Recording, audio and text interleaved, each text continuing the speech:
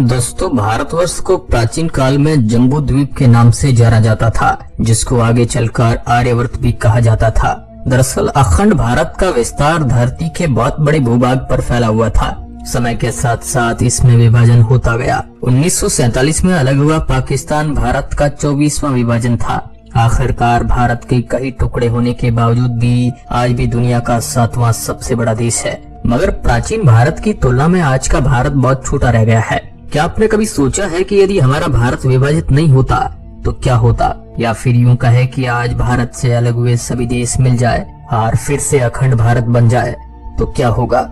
आइए जानते हैं इस वीडियो में वह कौन से देश थे जो भारत से अलग हुए थे। यदि हिंदुस्तान फिर से अखंड भारत बन जाए तो क्या होगा? ये महज एक कल्पना है, मगर भविष्य के बारे में कुछ भी नहीं कह सकते हैं। यदि ऐसा हो जाए तो क्या बदल जाएगा? आप देख रहे हैं royal TV India YouTube channel. आज का वीडियो बड़ा ही दिलचस्प होने वाला है। यदि हमारा ये वीडियो अच्छा लगता है तो उसे शेयर जरूर करें। दोस्तों, भारत देश की सीमा विश्व के बहुत बड़े भूभाग तक फैली हुई थी।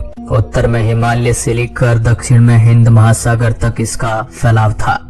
जैसा कि इतिहास में वर्णन मिलता है कि पूर्व में इंडोनेशिया से लेकर पश्चिम में ईरान यानी कि प्राचीन आर्यन तक भारत भूमि का विस्तार था। यानी कि हिमालय से लेकर हिंद महासागर और वर्तमान में ईरान से लेकर इंडोनेशिया के बीच के भूभाग को जम्बू द्वीप यानी कि भारतवर्ष के नाम से जाना जाता था। साल 1857 से लेकर साल 1947 के बीच भारत के 7 टुकड़े हुए थे, जिसमें पाकिस्तान और बांग्लादेश के विभाजन की कहानी तो हमने सुनी है। इनसे पहले कई देश बने थे प्राचीन भारत से। अफगानिस्तान अलग हो गया, इसके साथ नेपाल भी अलग हो गया। साल 1907 में अंग्रेजों ने भूटान को भी अलग देश का दर्जा दे दिया। साल 1947 में पाकिस्तान, 1948 में श्रीलंका और 1971 में बांग्लादेश अलग कर दिया गया।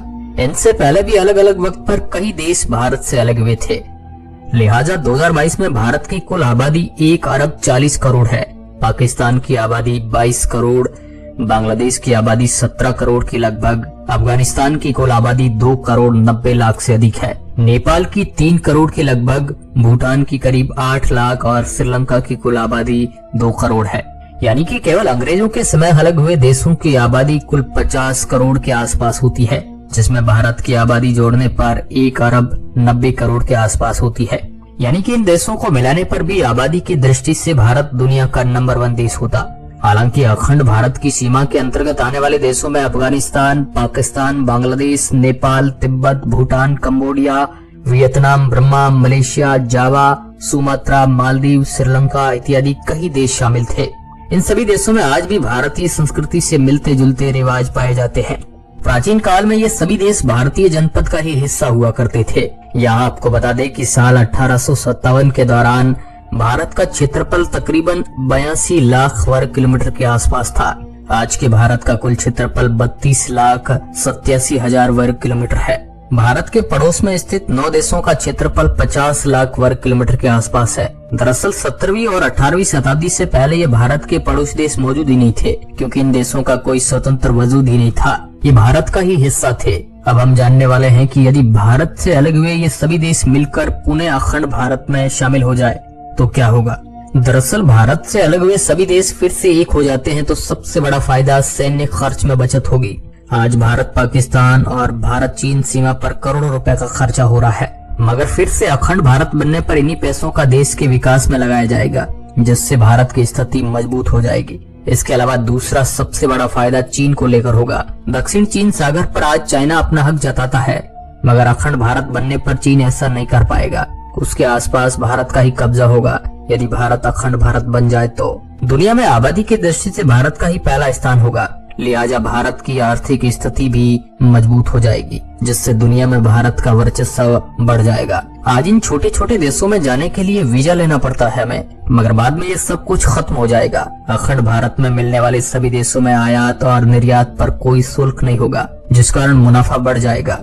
इन छोटे छोटे देशों में तनाव खत्म हो जाएगा और सभी देशों में शांति कायम हो जाएगी, जैसा कि यूरोपीय यूनियन में होता है। महंगाई खत्म हो जाएगी। इनमें से किसी भी देश में शिक्षा लेने के लिए विद्यार्थियों को अधिक मौका मिलेगा। व्यापारिक गतिविधियां बढ़ जाएगी, जिससे लोगों की आयत बढ़ेगी। मगर ये इतना आसान नहीं है, क्योंकि इन देशों को भारत से अलग हुए कई वर्ष बीत चुके हैं।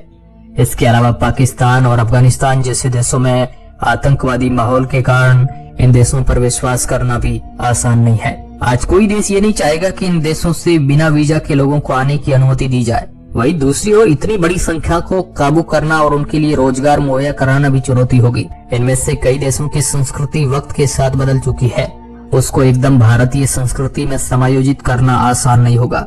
दोस्तों, यदि अखंड भारत का सपना साकार हो जाता है तो भारत के पास बहुत बड़ी समुद्री सीमा होगी। श्रीलंका, पाकिस्तान, बांग्लादेश, इन सभी देशों की समुद्री सीमा भारत को मिल जाएगी, जिससे दुनिया के साथ व्यापार करने की अधिक सहूलियत हो सकेगी। भारत को समुद्री मार्ग से होने वाले व्यापार में बड़ी सहायता मिलेगी। इन सभी देशों के जहाजों को मिलाकर भारत के पास बहुत बड़ी संख्या में पानी के जहाज होंगे। कुल मिलाकर दोस्तों, अखंड भारत की ताकत कई गुना बढ़ जाएगी। हालांकि अखंड भारत का ख्याल कल्पना मात्र है, लेकिन यदि इस दिशा में प्रयास किए जाए तो असंभव कुछ भी नहीं है। तो दोस्तों, आप लोगों को अखंड भारत को लेकर क्या विचार है, कमेंट बॉक्स में हमें जरूर बताएं। आपका इस विषय में क्या मानना है। मिलते हैं ऐसे ही एक और नई वीडियो के साथ, तब तक के लिए धन्यवाद।